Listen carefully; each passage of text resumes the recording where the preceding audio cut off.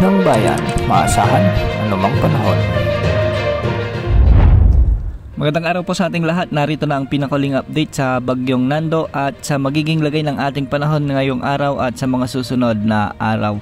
Napanatili ng Bagyong Nando ang kanyang lakas habang papalapit ito sa bahagi ng Babuyan Islands at huli ang namataan ang sentro ng Super Typhoon Nando sa layong 245 km silangan ng Calayan sa may Cagayan. Taglay pa rin ang lakas ng hangin na umaabot sa 205 km per hour malapit sa gitna at pagbugsong umaabot sa 250 km per hour. Kumikilos ito ng pakanluran, hilagang kanluran sa bilis na 20 km per hour. Malawak ang kaulapan na sakop ng bagyong ito at kung mapapansin natin sa ating satellite animation ay napakalawak din ng kanyang mata. Meron itong 600 kilometers na diametro mula sa gitna. Dahil dito nakataas na ang tropical cyclone wind, signal number 5 sa northern portion ng Babuyan Islands, signal number 4 naman sa nalalabing bahagi ng Babuyan Islands at ang northeastern portion ng mainland Cagayan.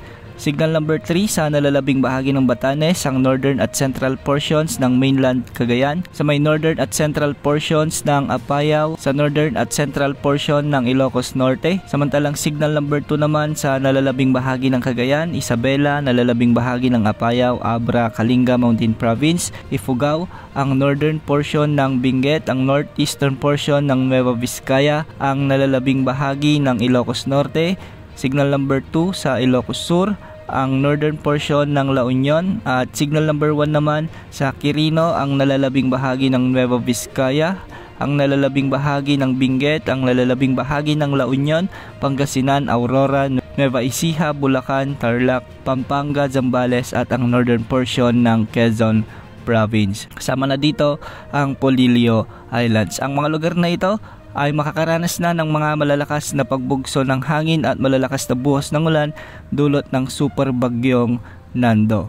Base sa latest forecast track na inilabas ng Pag-asa, nananatili ang track na tinatahak ng Super Typhoon Nando at anumang oras ngayong araw ay lalapit o tatama na ito sa anumang mga isla sa pagitan ng Babuyan at Batanes area. Napakamapanganib ng Super Typhoon na ito kaya paghandaan ang paghagupit ng bagyong ito lalong-lalo na sa mga lugar na nasa ilalim ng Tropical Cyclone Wind signal number 3, 4 at 5. Mapapanatili ng bagyo ang kanyang lakas bilang super typhoon hanggang bukas ng umaga bago ito makalabas sa ating area of responsibility sa araw ng Martes. Sa araw ng Miyerkules, inaasang lalapit naman na ito sa bahagi ng Southern China at maglalandfall ito sa Southern China bilang typhoon category. Para naman sa lagay ng ating panahon ngayong araw, magiging mabagyo ang panahon sa malaking bahagi ng Northern Luzon ngayong araw dahil sa Super Typhoon Nando. Asahan ng mabagyong panahon sa Batanes, Cagayan, sama ng Babuyan Islands, Ilocos Norte, Ilocos Sur, Apayao, Abra, Kalinga Mountain Province at Ifugao. Samantala may mga pag-ulan at pagbugso ng hangin naman ang mararanasan sa Zambales, Tarlac, Nueva Ecija,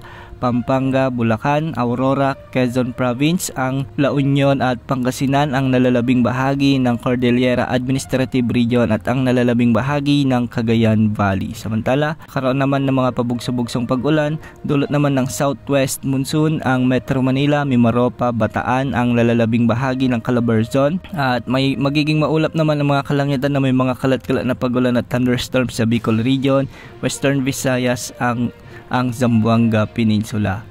At samantala habagat din ang magdadala ng bagyang maulap hanggang sa maulap na kalangitan na may mga isolated rain showers and thunderstorms sa nalalabing bahagi ng ating bansa. Mag-ingat po sa banta ng mga biglang pagbaha o pagguho ng lupa lalo na kung may mga katamtaman at malalakas o minsan ay matitinding pagbuhos ng ulan.